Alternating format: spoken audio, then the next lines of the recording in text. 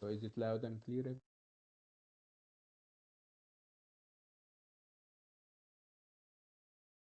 I want to Is make it, sure that you guys can hear me. I can hear you well, yes.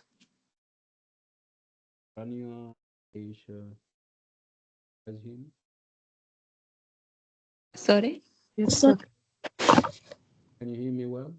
Yes, very clear. Yes, we can hear you, doctor. Yeah, I can hear you, Yofa. Okay, so it's Tom's Midnight Garden, and that would mark the end of our activities. Um, I mean, our course activities. We started off with The Tale of Peter Rabbit, and we're ending with Tom's Midnight Garden. We're finishing things off today, inshallah, hopefully, and um, we'll break for a week. And when we come back, we'll come for a comprehensive revision, inshallah. I told you about the final exam, and I told you that the final exam spares no work. All the things that we have done, whether on the level of short answers or on the level of long essays. But this time around, instead of having like only one essay, you're going to write two. So you normally have three basic questions, and you choose to write on two of them. And one of them happens, of course, to be a close reading exercise. Um, so it's Tom Midnight that we're ending with. Again, it's a very interesting piece of work. We've been talking about it in and out, and I think you are now more knowledgeable about it than I myself am. Um, so Tom's Midnight Garden, lots of ideas. Interesting piece of work in terms of this transition from reality to the imagination and the power of the imagination and what the imagination brings. Remember what we said about the imagination as giving you some momentary um, relief. Um, you go perhaps release the tension that you have in reality. You discharge all those frustrations that you may have, and then you go there, and sometimes it takes the shape of moving to another world, another time period. And then when you go there, um, you meet people, you encounter situations, and then you come back different. Different in the sense that um,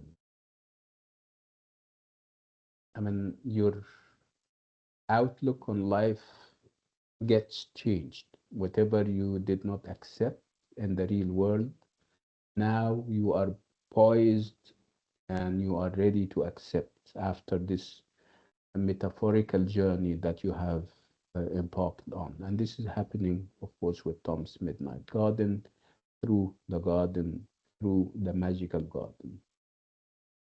So this is one of the big issues and ideas that we have in the novel, the idea of the imagination and its power and what it brings. Again, awareness, more knowledgeable about reality, acceptance of life's facts. One of them would be the idea of linearity, the fact that life and time is linear. Today you're young, tomorrow you are old, and uh, you know the trajectory, and doomed as it is, of course, because there is, and this is perhaps one of the ideas that you also grab it with, the idea that there is an end to everything. whether on the human level, we as human beings, or whether even on, uh, the times that we spend. Sometimes we're happy because we have playmates, we have people that we love. But this happiness, however long it is short-lived, or it will have to run its course, and eventually it ends. And this is happening with Tom. And I think nobody was happier ever than him when he has Hattie around. They play together, they move together. He learns more about her, and she becomes a soulmate. But typically, this has to come to an end. She grew beyond her young age. She became mature when he was young. She became old when he was still young. And he finds it difficult to accept that. But over time, and when the magical garden is no more, he comes to the realization that this is normal and this is only natural. Again, this is the vanity of human wishes, the fact that no matter how long we aspire to live in happiness and to live a normal kind of life, and like I said, everything has to come to an end, whether we're talking about happiness or even suffering. Um, Again, we believers, because we believe um in the hereafter, we know that this is not the end of things. And perhaps this is like a our temporary end, because there is another life that we live. But we're talking on the level of life on Earth. We're talking on the level of human connections and human relationships, where people have to come to the realization that no matter how hard we try to seize the moment, to enjoy every bit of it, it has to come to an end. So this inevitability of things. So this is what Tom realizes eventually, going through the whole experience, meeting Hattie and getting exposed to her different stories and her different life experiences, the good and the bad. He learns one lesson or two, and one big lesson would be the fact that uh, uh, life goes on. Um, Life does not end with the loss of a friend or a loved one. Life goes on for the friend or the loved one and for us. This is one of the big messages that the novel projects or gives. We also spoke about the idea of generation gap, the fact that we have gaps and holes and cracks between and among generations. You have the young generation as represented by Tom, and you have the old generation as presented or represented by the Kitsons, Uncle Alan and Aunt, I don't remember her name, his wife.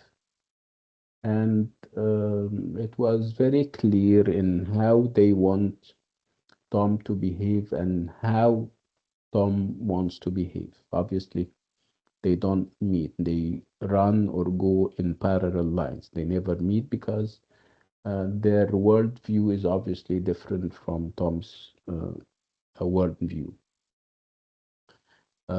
They engages in, I wouldn't say discussions and debates, because that would imply that this was hot and they would know, but you know, kind of chit chat from time to time, in which Tom is asking their opinion about time and about the imagination, and they have their rigid views that are rooted in reality. And obviously, with the imagination of a child, he has a different version of reality. He looks at things in a different way. Um, so this is also very important, the idea of generational gap, the fact that there is always this idea of gaps. And you need to always remember that the novel was set or was written against the backdrop of the Second World War.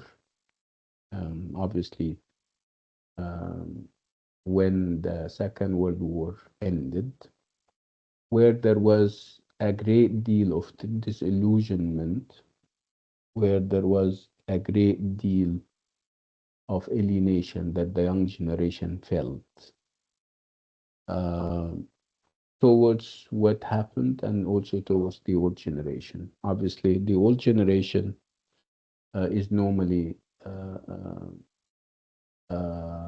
the generation that takes decisions, and one of the decisions would be, engaging in wars, I mean, arriving as ceasefires or continuing with the war. These are decisions that the old generation take.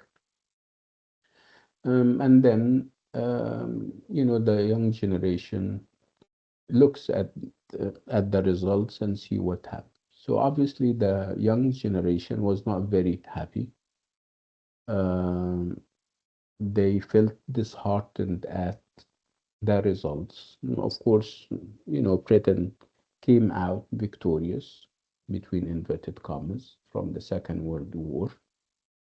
But obviously, I mean, London and other places were destroyed beyond words. The economy was not in its best shape. There were lots of issues and problems that the young generation felt, especially this idea of the empire. Britain has always portrayed itself as the beacon of everything, the beacon of democracy, the biggest empire ever, prosperity always, progress. Um, you know, Obviously, what the young generation saw after the Second World War was different. There was this collapse of the empire. The empire declined. You have different colonies breaking away, like India, for example, in 1947. Of course, India, and then you have India and Pakistan. You have other parts of the British Empire asking for complete independence. So the empire disintegrated. So there was no British Empire as of perhaps the 60s and the 70s, no more. So obviously, the young generation felt that whatever they were taught in school is not true. They are not as strong as they were told they are. They are not as rich as they were told they are. So Tom is a representation of just that. Uh, uh, he represents the young generation with its frustrations and feeling. This young generation felt betrayed. Um, they felt that this is not the Britain that they were taught about in history books and in schools. So the novel is written against this background. Again, it's part of this talk about generational gaps and why they existed. Again, when we talk about Tom, we also talk, or Tom's, I mean the novel, uh, we talk about um, um, reality and the imagination, and the fact that, yeah, reality matters, but perhaps imagination even more matters even more. I think there was this quotation, and at one point, and some of the critics, I don't recall his name. I can always find him. I can retrieve him now. And he talks about this idea that in Tom's Midnight Garden, it is true that reality matters, but the imagination and fancy would matter more. Let me check if I have it.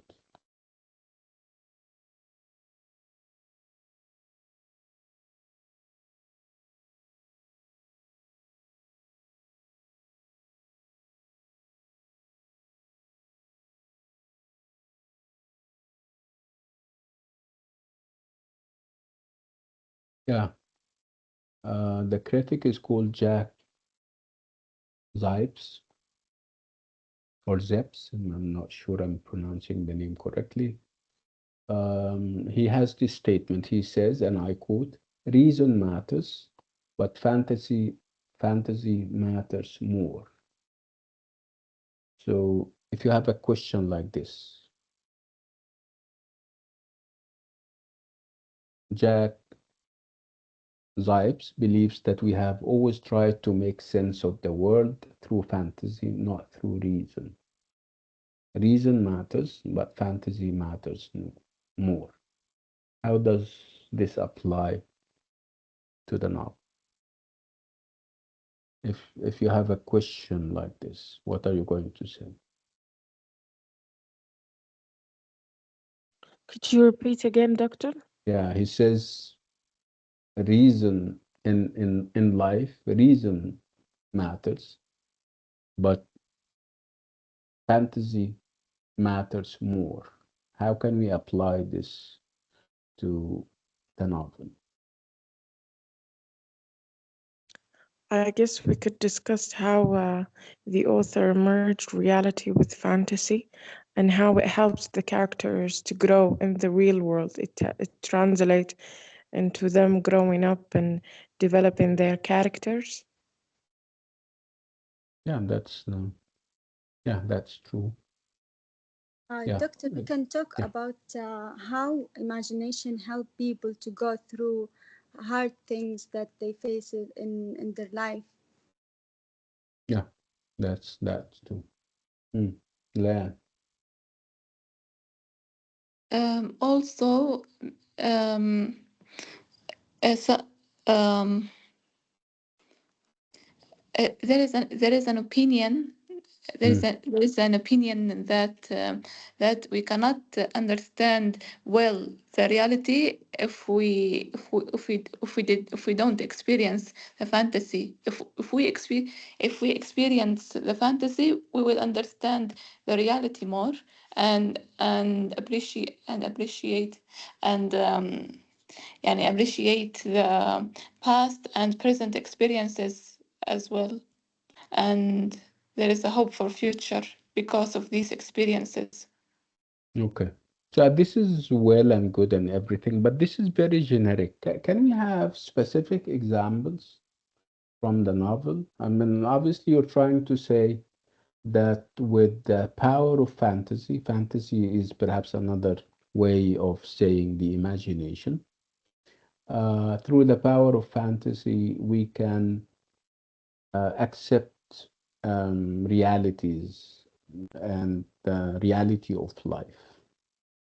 Through those flights of fantasy, we are exposed to situations and events that make it that educate us, so that when we come back to reality, we are different. We are more knowledgeable about life and its facts and realities, and we're more knowledgeable about certain uh, concepts and ideas, especially the idea of linearity, the idea of death, the idea of the vanity of human wishes, right? The idea of time, right? So it wouldn't be enough to just say yeah, what we said in generic terms. You need to also specify by giving relevant examples from the novel. Uh, so in Tom's Midnight Garden, fantasy acts as a lens through which Tom explores and understands his own reality.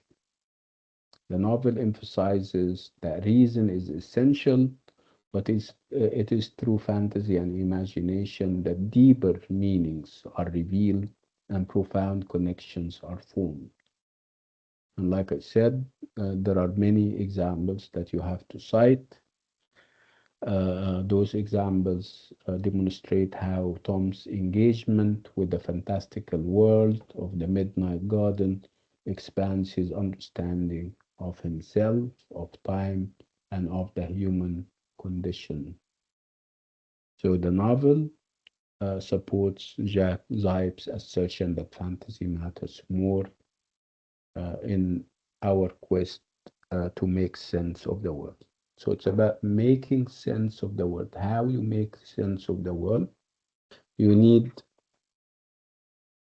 a transitory period. You need to kind of stay away from reality and from life for a minute to think, to reflect, and that can be given to you through those flight of the imagination and fantasy when you go to other worlds and other time periods, and then when you come back you're different. You make sense of things that were unclear to you, like the idea of death, like the idea of linearity, that and the idea that time does not stop or wait for it for anyone.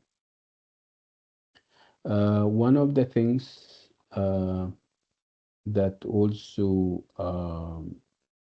that would prove this in the novel would be the encounters that Tom has with the Kitson, in which they talk about time and its different versions and its different manifestations and the different interpretations given by the two sides, whether we're talking about Tom or uh, or the Kitsons. um, So this is one of the big ideas. You will have variations on that when we talk about the power of the imagination um, and how it helps people make sense of reality, of time, of their own experiences and stuff. Um, so a variation on that would be how Pierce's uses the fantastic to complement the realism of Tom's Midnight God.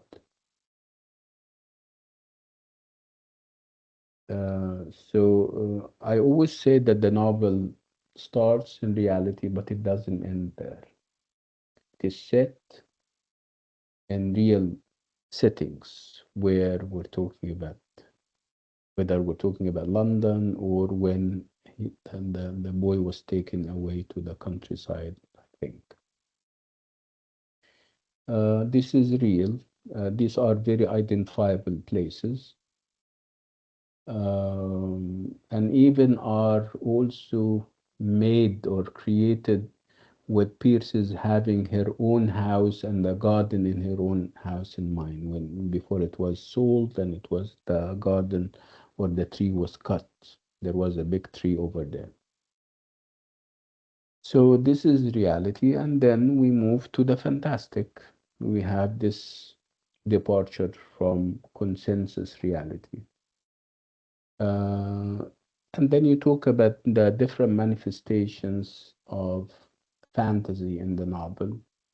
when you talk about, you know, the magical garden, when you talk about, um, if there are elements of supernatural,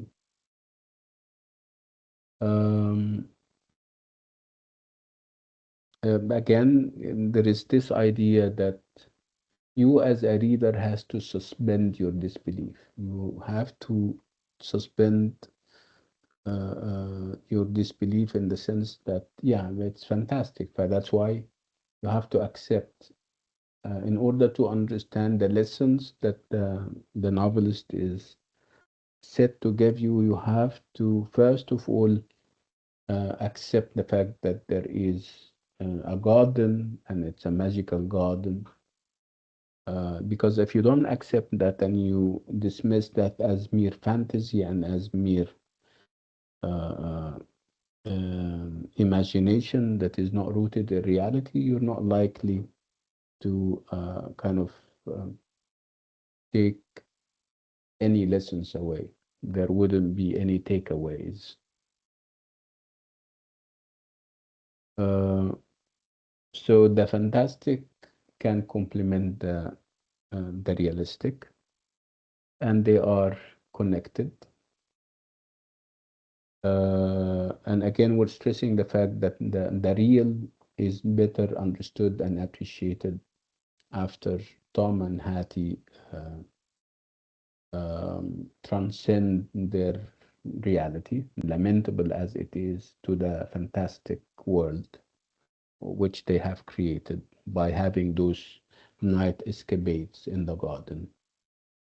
Again, it's through those escapades and what they encounter there that they start to accept their limitations and deal with it. So the fantastic world with its charm and amplitude complements the real world and its restrictions. So it's about, kind of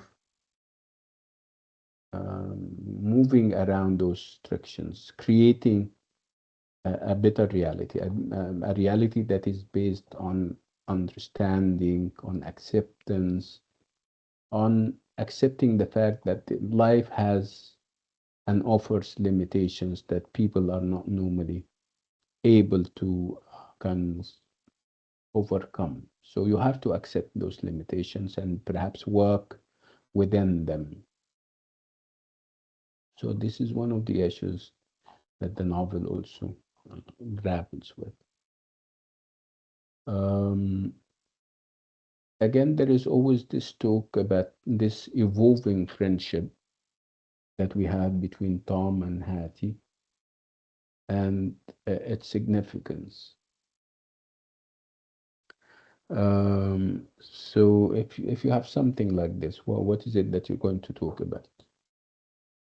Obviously, it is evolving because it didn't start. It took time for them to get familiar with each other, to get acquainted to each other. Remember, at one point, Tom would think of Hattie as a ghost, and it took him some time to come to the realization, oh no, that she wasn't, and that will bring us in to the idea of the supernatural in the novel. And So, vice versa. yes, And vice uh, versa. I mean, because when I watched the movie, Hattie also thinks that Tom is a ghost, but mm, Tom told her, no, he's not. And yeah. yeah, the idea is about the fact that this friendship developed and evolved. Like you're saying, they have this feeling at the beginning that none of them is real. But over time, because of um, you know, the attachment between them, they started to kind of play with each other and go here and there. They started to realize that, uh, of course, they are real as it gets. And then they started to have this kind of bond between them. So this is also one of the ideas that the novel addresses, this idea of the friendship that they have, and also the transformative power of this kind of friendship, especially when we talk about Hattie and its role, big as it is in changing Tom, and she was a catalyst in the transformation that we have seen in him happening towards the end. And again, this idea of acceptance of limitations, this idea of realizing that everything has to come to an end, and that endings can be new beginnings. Uh, so this is also one of the ideas that the novel uh, is set to discuss. And of course, you would have examples. So Tom first believes that Hattie is a ghost or a dream. He was very skeptical and confused about her presence in the garden. But like I said, as they spend more time together, exploring the garden and sharing experiences, his doubts gradually dissipate and he comes to trust Hattie completely. So, this transformation in his attitude highlights the depth of their friendship and how it evolved from suspicion to a genuine and profound connection. So, it is through this evolving friendship that Tom gains access to Hattie's past and begins to appreciate the timeless nature of this bond. So Hattie's significance lies in her role as a bridge between the past and present, thus providing Tom with valuable life lessons and a deeper understanding of himself and the world. Um,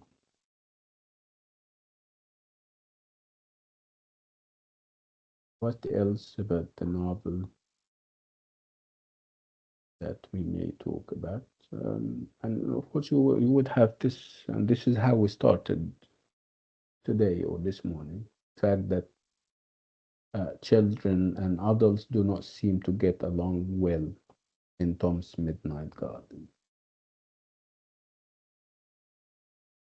Again, the situations are many,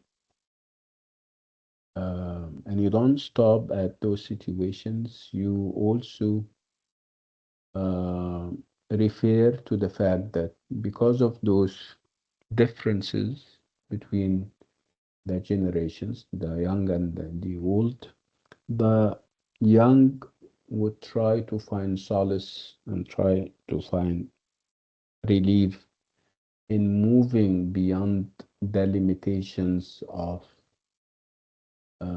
reality. The old generation is normally rooted in reality. They want to live and they want everybody else to live life as it is. They don't have ambitions beyond. But the young generation, vibrant as they are, believe in possibilities and potentials. So, because of their differences with the old generation, they would seek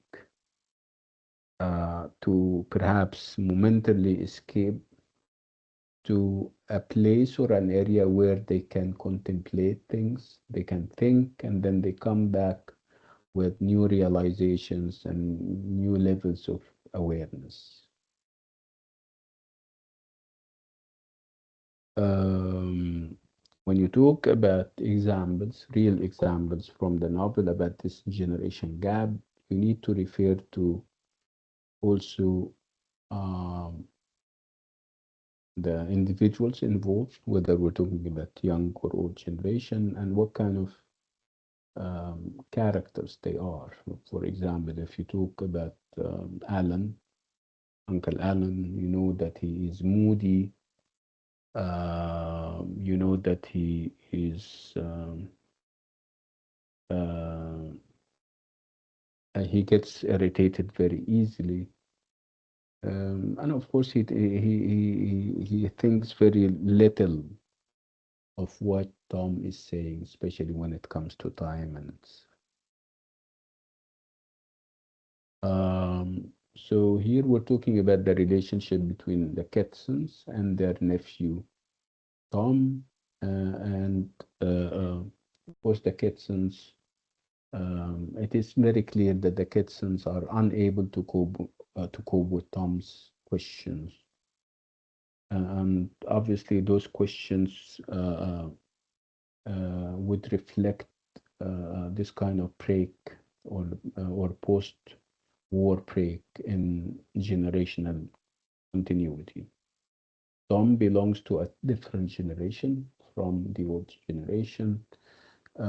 He doesn't, like his generation, does not accept what the old generation uh, is saying or has been saying. So those were narrative and perhaps fallacies that have been debunked in and challenged in the Second World War. Tom,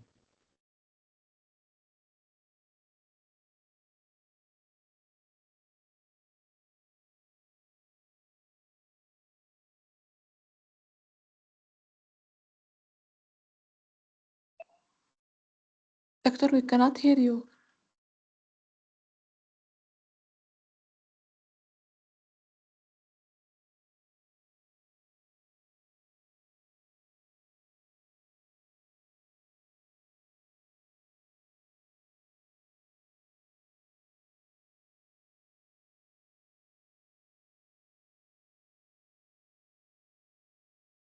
hello, في صوت؟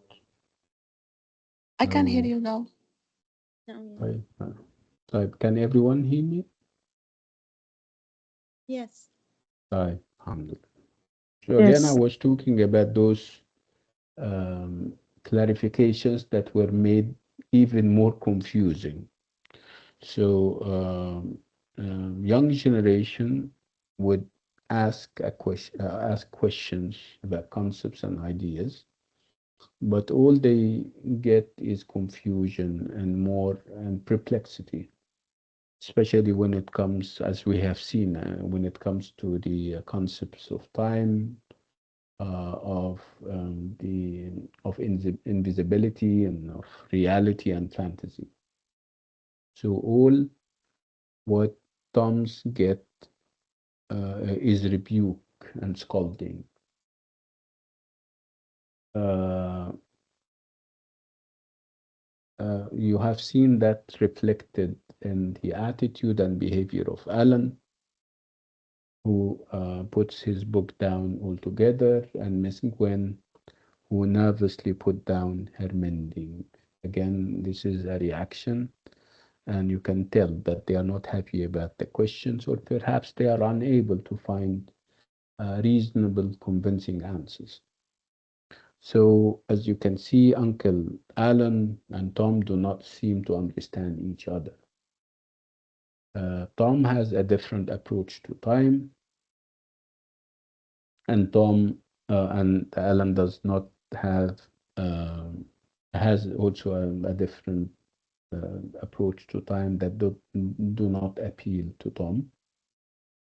Uh, Tom was all the time trying to focus and to understand his uncle's theoretical way of, explaining it, but he couldn't make sense. I mean, it didn't make sense. It didn't hold together for Tom. Again, on the personal level, Tom was also not happy with Uncle Alan because Uncle Alan has those fits of temper, and he's always angry.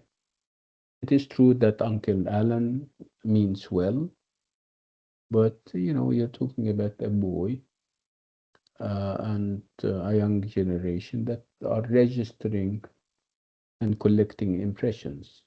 So whether you mean well or not, you shouldn't be all the time tense and short-tempered.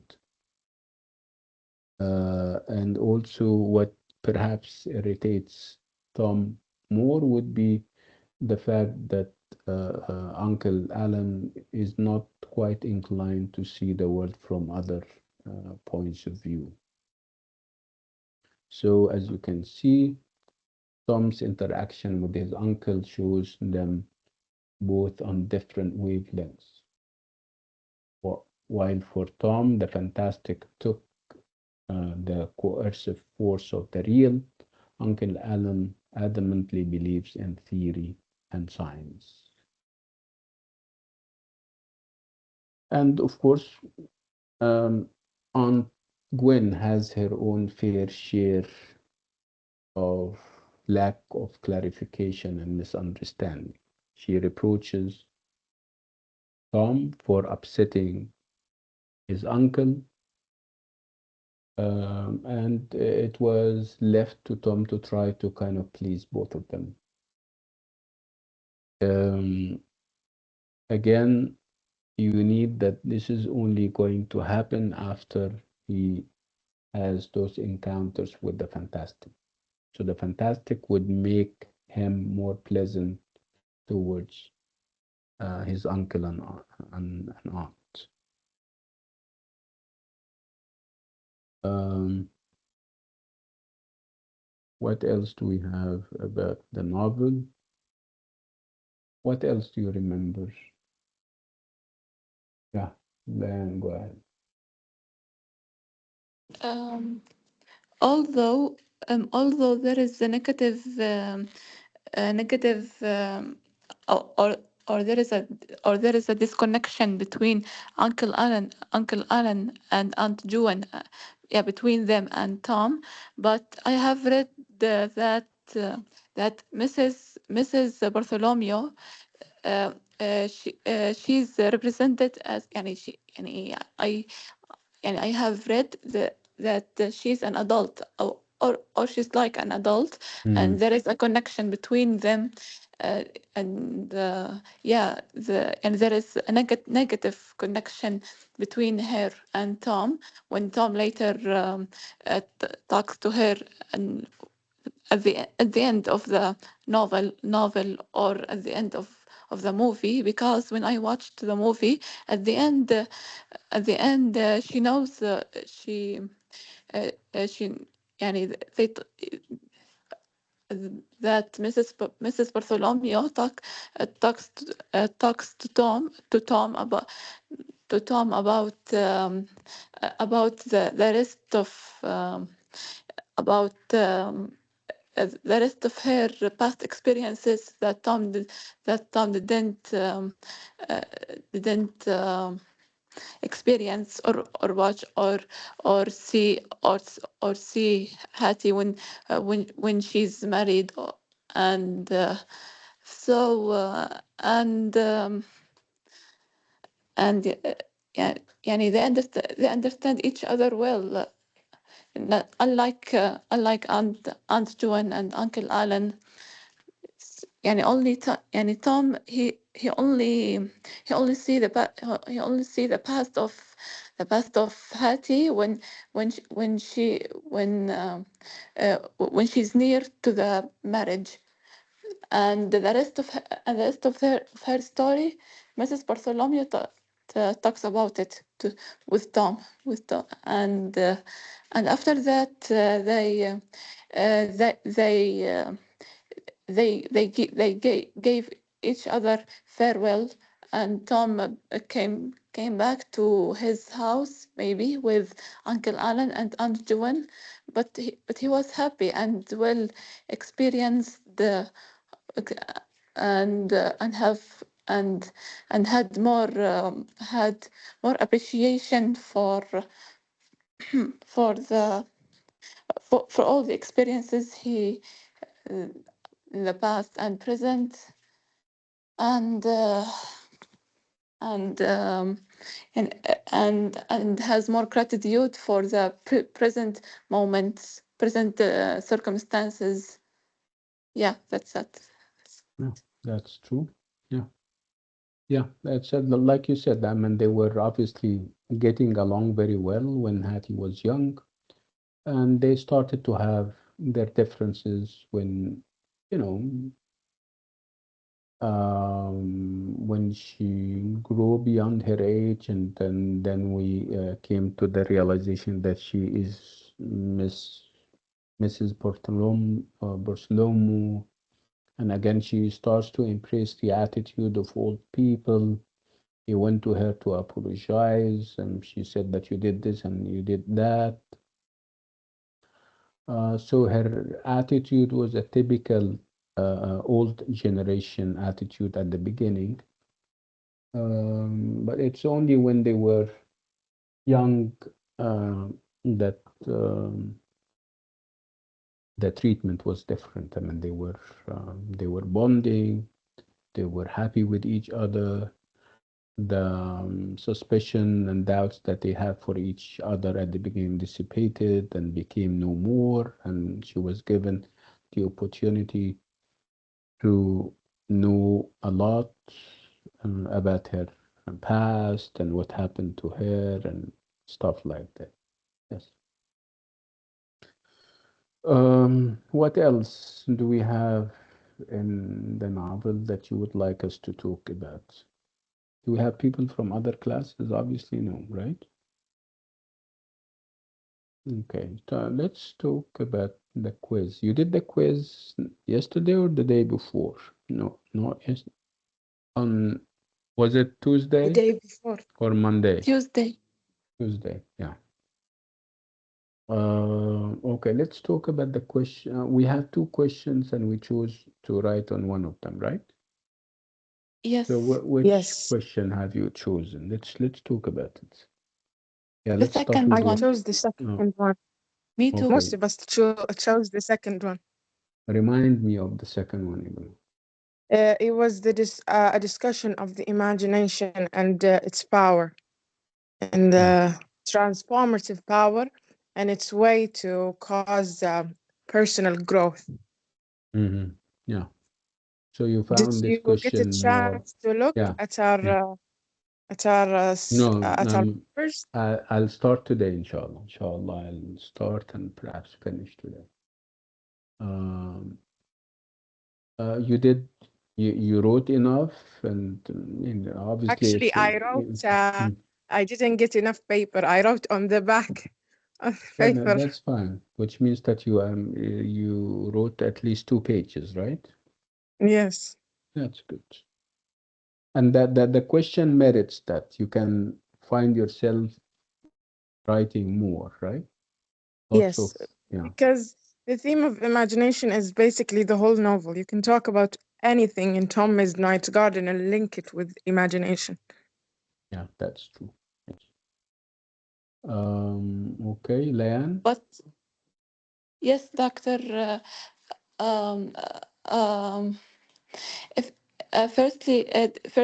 did you see my WhatsApp message that I sent you the day on Tuesday? Did you see it Uh, or not? so are you the one? I mean, Sorry, yes. I mean, you sent me a, WhatsApp message.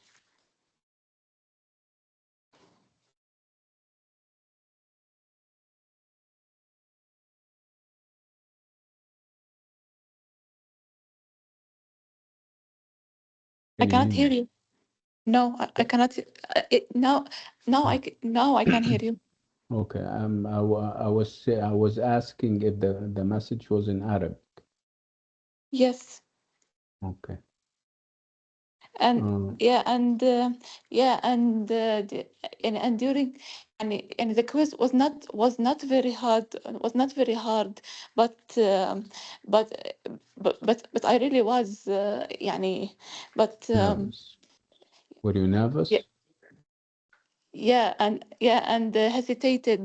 hesitated, and I wanted to write more, but I didn't mean some of us were nervous, ab- and also about the time, and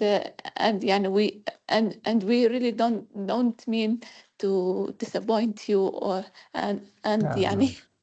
I and understand, but I think you said something about the time, you not being aware that it was only an hour. What would be the difference between an MTA and a quiz? A quiz is out of 10 and an MTA out of 30. The quiz is for 2 hours.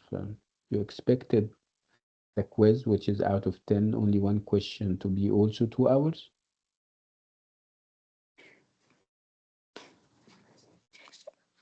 يعني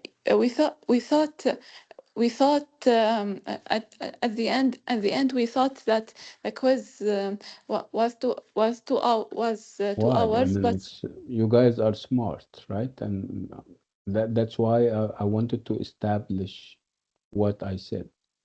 You have an exam that has like 3 questions, which is the midterm, and what it was 2 hours. You have a quiz which has only one question. Would you expect it to also be 2 hours? Would that be realistic? no, but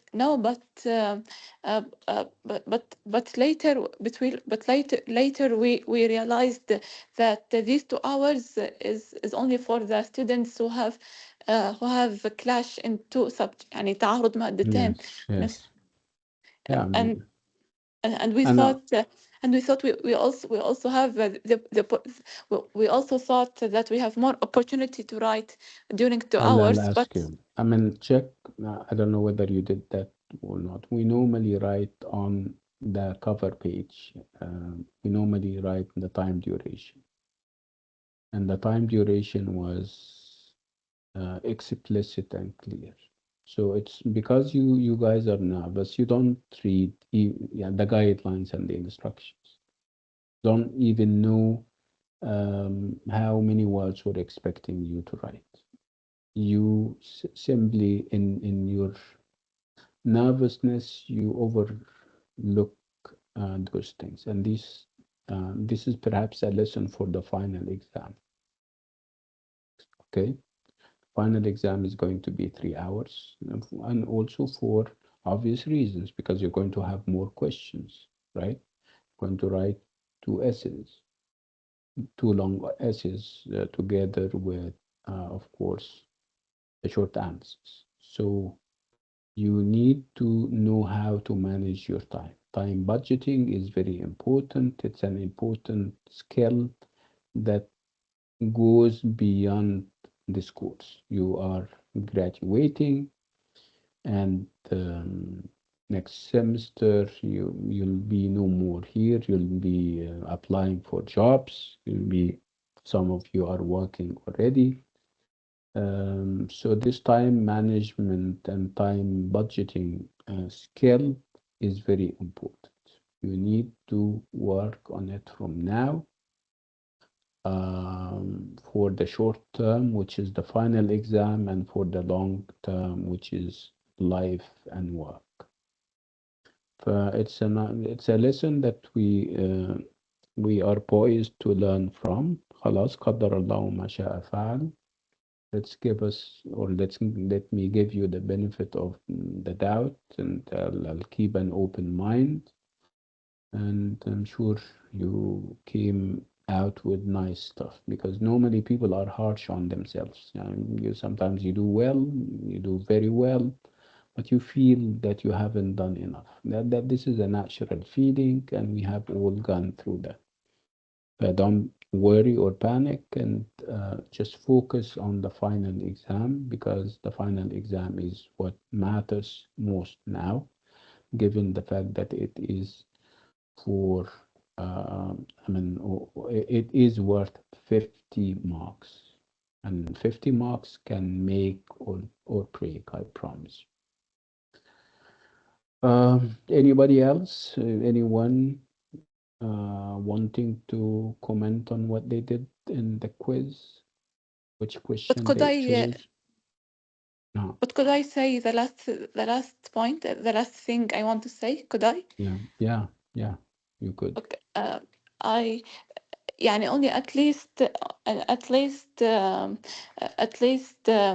I want um, I want to get near the half mark at least, but if you noticed that I can get more, so yeah, I will be really thankful and have gratitude. But يعني and and if there is an opportunity for bonus marks, يعني يعني we would prefer, and I want uh, uh,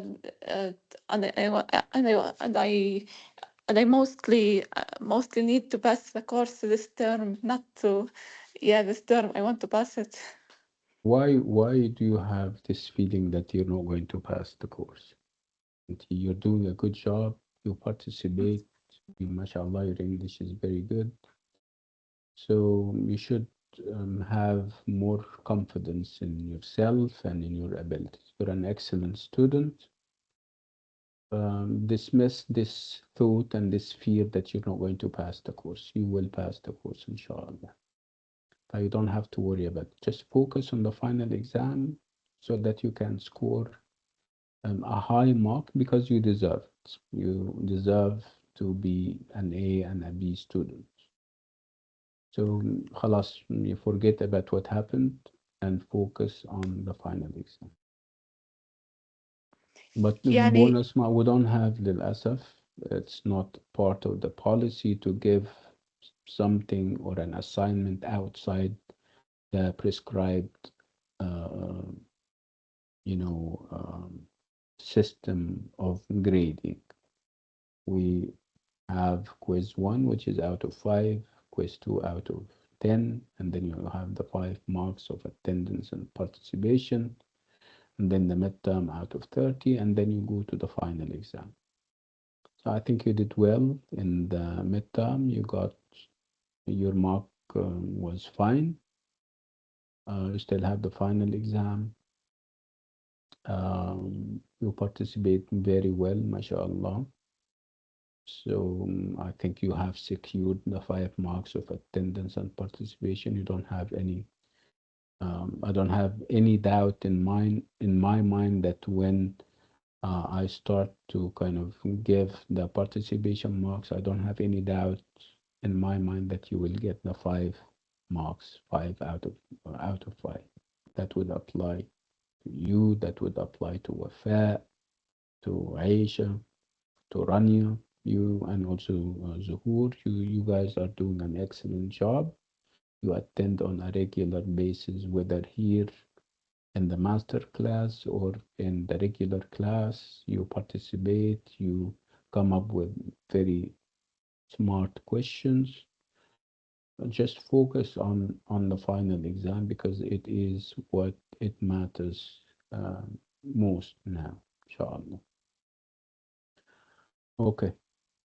Any? Doctor, Yeah, go ahead. I when I do the exam, I have ideas in my mind, but I don't know how to write it, and then I overthink think it like what to write first, what should I do, and sometimes all the information is like mixed together in my mind, and then I lose the ideas when I write. Like I want to write about this, but Mm. when I'm writing, I forget some of the things that I wanted to write, and I realize it when I finish the exam. Like when I go home, why I didn't write this, why I didn't write that. So how can I fix this problem? Obviously, it's a psychological problem. It's not that you're confused. No, everything is obviously clear in your mind. but it's perhaps the anxiety and the fears that that normally come with exams, and people deal with that in different ways. You have people who are very relaxed. They know that this is obviously, even if they make mistakes, this is obviously not the end of the world. They know that this is not math where one and plus one equals two. They are entitled to their own views. They know that it's not as bad. It's not always as bad as they think. And people have a tendency to be harsh on themselves. Perhaps this is a human feature or a human quality, the fact that we're never satisfied with what we do or what we write. We normally want more. This is perhaps human pride. This is perhaps human greed. But judging from what you do in class, yeah, Zuhur, um, you're a very hardworking individual. Your answers are normally are very insightful and very good. All you need is to This is the conduct problem. yourself well in class. And conducting yourself well in class means that you dismiss all the fears. You can use a draft page where you write the ideas before they fly away, like you're saying. Um, Back in the day, I have those doubts and misgivings about my abilities. My self-esteem was very low. I normally have very low opinion of myself. When I go to the exam, or perhaps the eve of the exam, I it's like 8 or 9 p.m. and when the exam is in the morning, and I start to convince myself that I know nothing, that I forgot everything. And I start to act this way. Of course, I get very scared. I go into fits of panic. If anyone comes, I start to fight with him or her, and I'm talking about my family. When I was, of course, I was not married, and I start to create this atmosphere of terror for myself. I won't be able to finish everything um, because the exam is in the morning. And I start to have those very scary feelings. I will fail. This will happen in the morning. And I keep repeating and I keep kind of, you know, memorizing stuff and studying all the night. Again, this is unnecessary because deep down, I have done what everybody should do. I studied I come from a generation when and where we didn't have semesters. We have the whole year. We have like 11 or 12 subjects. We study them for a whole year, not a whole semester, which means that you study them for 2 long semesters. So the final exam is at the end of the second semester. We don't have semesters, like I told you.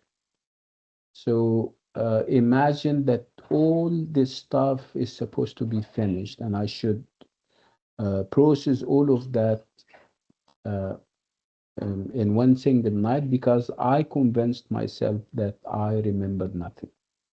See how scary, how psychologically ruining it was. So this is something that I don't want people to go through. Have confidence in you and also have faith in God. God wouldn't let you down as long as you're studying, as long as you have done what you're supposed to do. So panicking is not getting you anywhere. Getting nervous during the exam is not getting you anywhere. So do yourself a favor and be calm and remember that this is not nuclear science. This is not brain surgery that you're going through or studying. It's literature, and literature is about appreciating stuff and reproducing this appreciation in paper. That's nothing big, and I'm not underestimating literature or thinking little of it because I'm a literature professor myself. I'm saying that people need to take it easy because it's about writing. And if you're disturbed, if you're troubled during the exam, I mean, psychologically, you will not be able to write well. So keep calm. And um, again, there is, like I always said, there is nothing wrong in literature. It's opinions and attitudes and ways of appreciating stuff. Everything is good as long as it is written in good language, as long as the style is academic, as long as it is long enough. And then these are the things that we're looking for.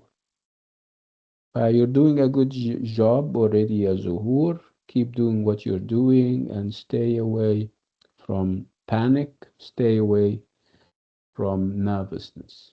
And you are on your way towards achieving what you want to achieve. Inshallah. Inshallah. Thank you, doctor. You're welcome. Um, any other questions or concerns that you would like me to address or dismiss?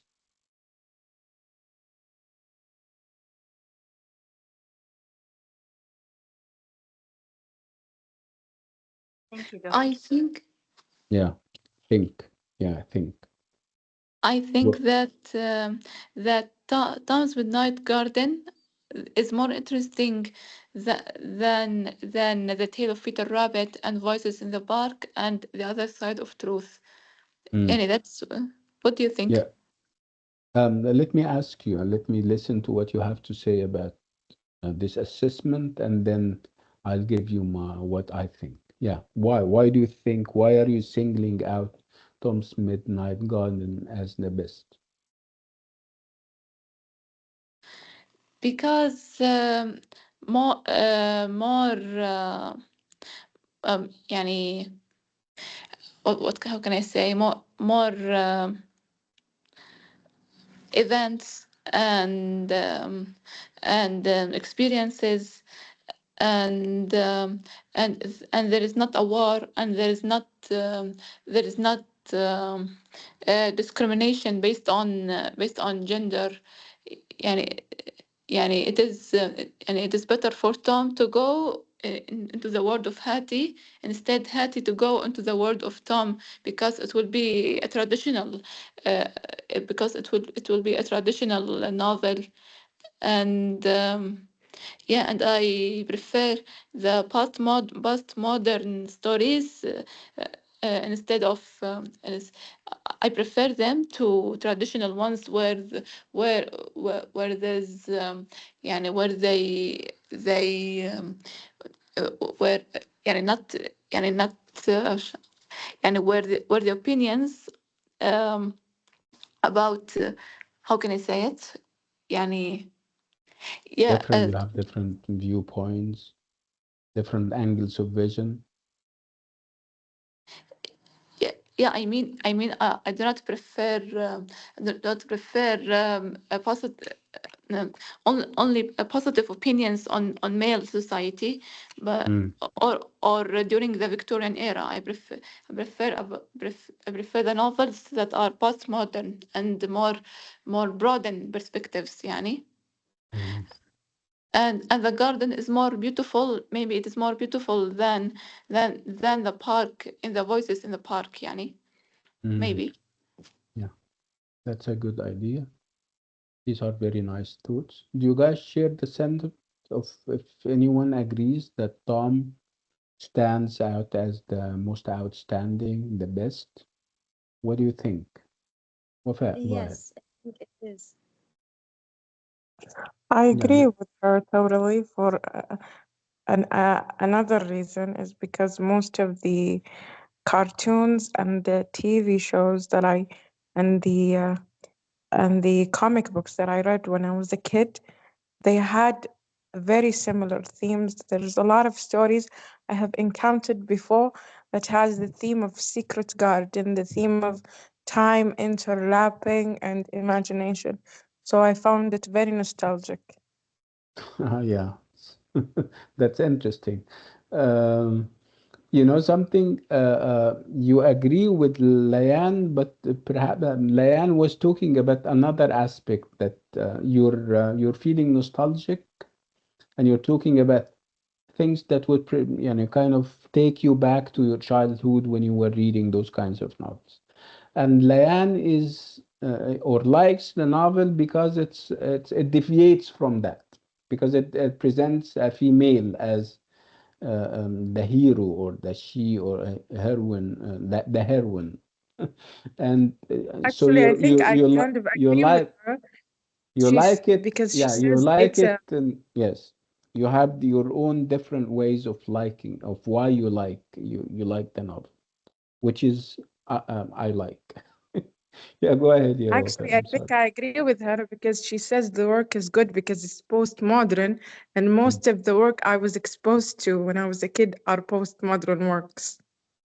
I wouldn't describe the novel as postmodern. That was too early. I mean, to describe it as postmodern would be too early because it was published in the 50s, if I still remember, right? You wouldn't compare it to, for example, The Other Side of Truth, which is deep in postmodernism in terms of themes and ideas.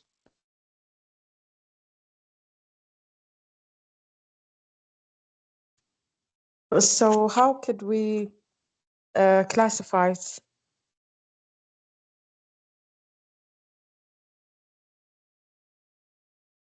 We cannot hear you, doctor. Can you hear me now? Yes. Yeah, I would Yes. classify it as a post-war children's picture book. I'm sorry, children's literature book, where obviously the focus is on those like disengagement and disillusion and alienation among and between the generations. Again, what you're saying is nice in your assessment of that. You're saying that it reminds you of old children's literature where obviously you have those gardens and this world of magic to them and in them. What Layan is saying is also nice because she's saying that the novel deviates from those established norms when it comes to talking about the hero or the central character. The central character in traditional children's literature and children's novels is normally a boy or a male, again, embarking on journeys, encountering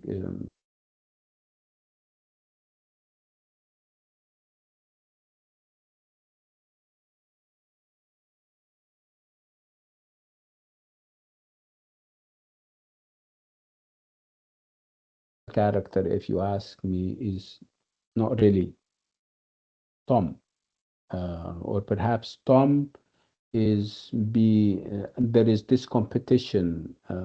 Tom and Hattie are competing for who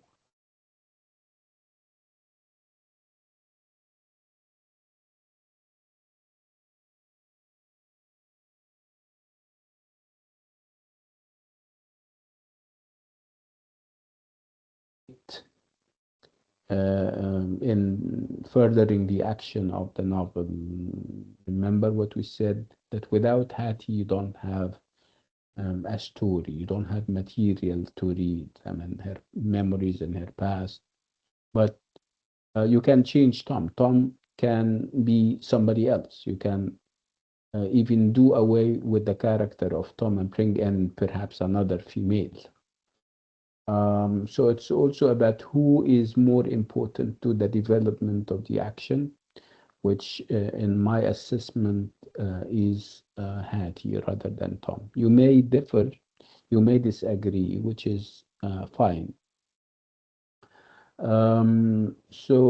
Leanne and Wafa thinks that Tom's Midnight happens to be the best novel if we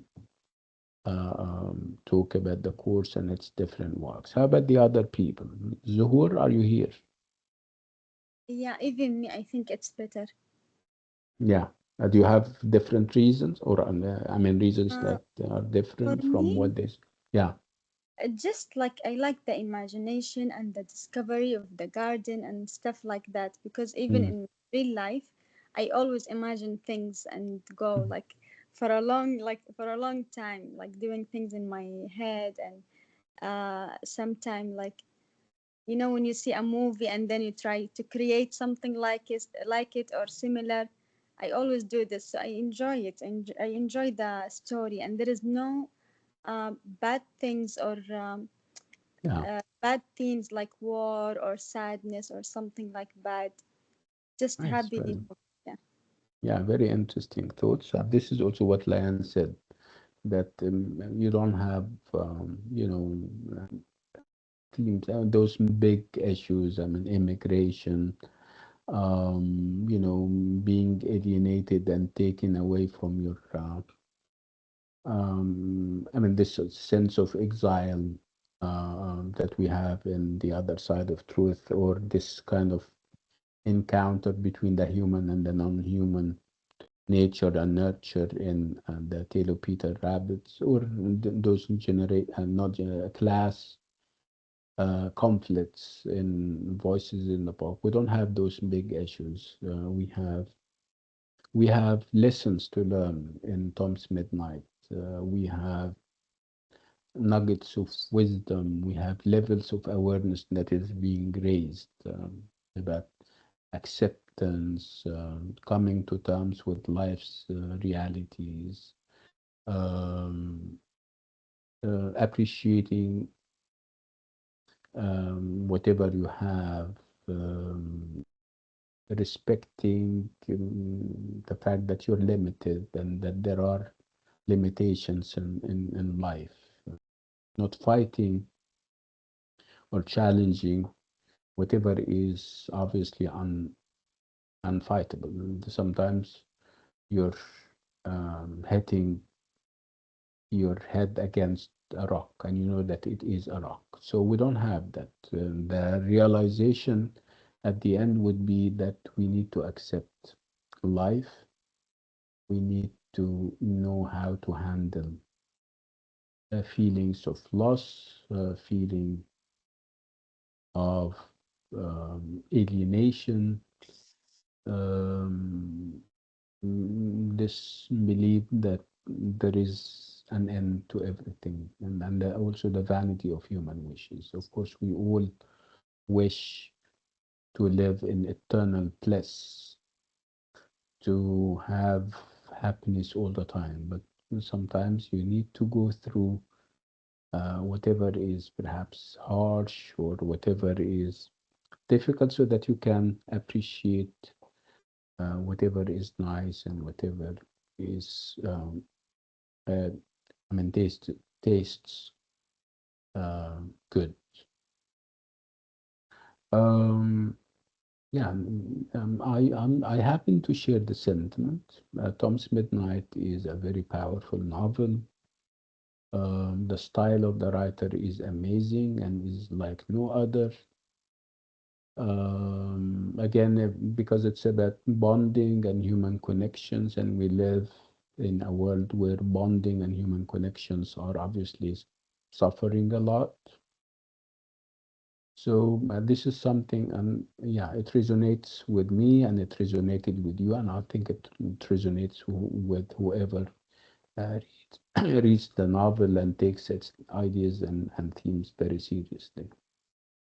Um, yeah, I think I have yeah, not go theory. I have an idea about ahead. people who suffer in their life or who went through so many hard things are more imaginative like people than other people. Like they have big imagination because they always imagine nice things and try to escape the things, the world they live in, or the things that they went Yes. through. Yeah, that's true. They create their own worlds. Um, Sometimes it's sad because you already have a world that you were meant to live in, but circumstances would force you to create your own world, a parallel world, a world where you perhaps talk to people from, I mean, loved ones, people that you perhaps lost.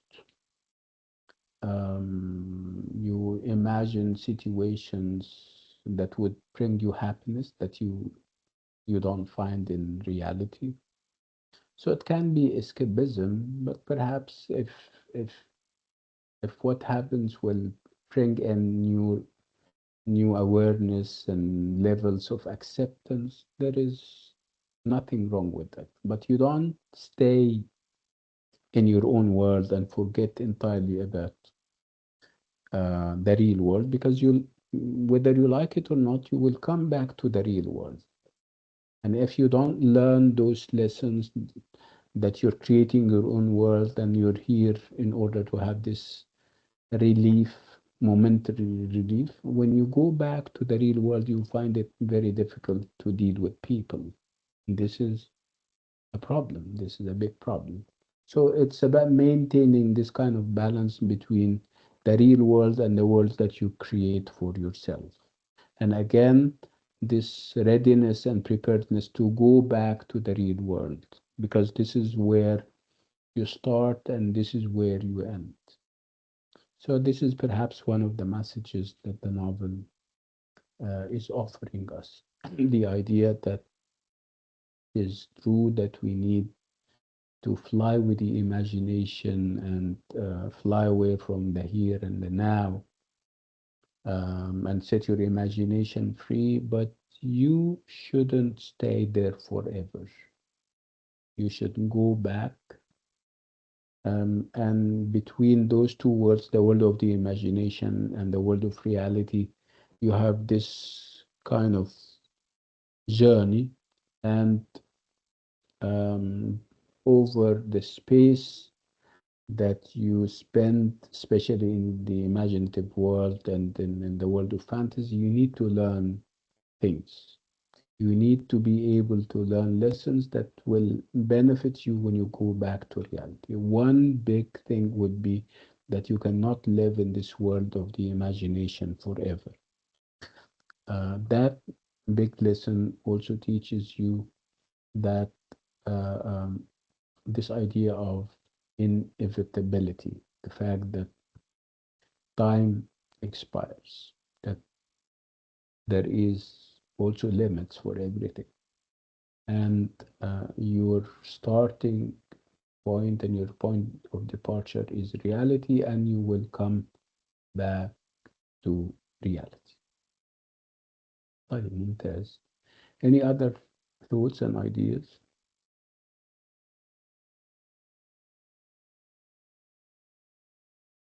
Like I said, we have a break. Next week is a break, so we're not meeting on Monday, and we're not meeting on Thursday either. We're meeting on or the week after. We're meeting on Monday and also on um Thursday, and we're going to have revision.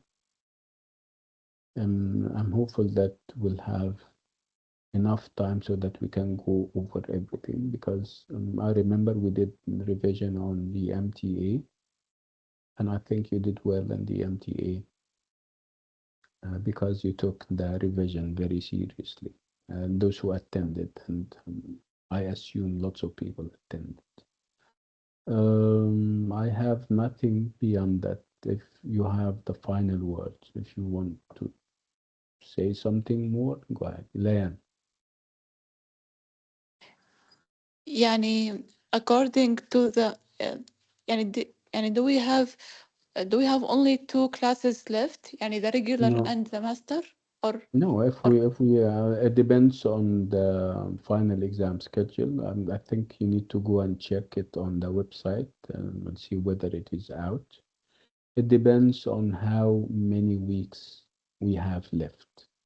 If we have 2 more weeks left after we come from the break, we'll have them, which means that we're going to have 4 meetings. And obviously, 4 meetings is very good, very many. We'll do lots of stuff. So it depends on the final exam schedule and when the final exam is. Go and check and perhaps getting back to us on the WhatsApp group. I know what يعني the period of paper-based exams Mhm. starts from 14 December until Mm. 26. But according to our subject, I don't know when it is exactly and It on which. depends on when we finish what we're supposed to finish. Okay? So um if we have that long, we're going to spend it revisiting the stuff that we have done. Okay? So if we have 3 weeks, we'll do the 3 weeks. See? I'm not saying that we're finishing and we're not meeting. I'm saying that depending on when the final exam is,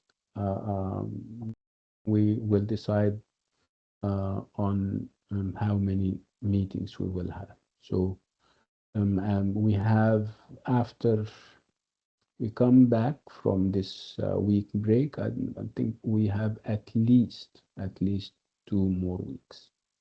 Again, 2 more weeks means 4 meetings, 2 master classes, and 2 regular classes, and that would be even more than enough, inshallah. Any other thoughts? Any other ideas?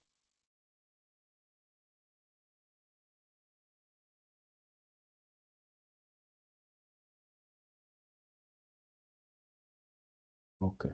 طيب. Um,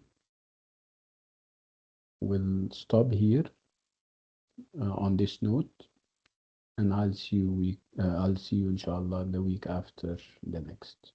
Assalamu alaikum. Bye bye. Thank you, Dr. وعليكم السلام. Thank you. You're welcome. Bye bye.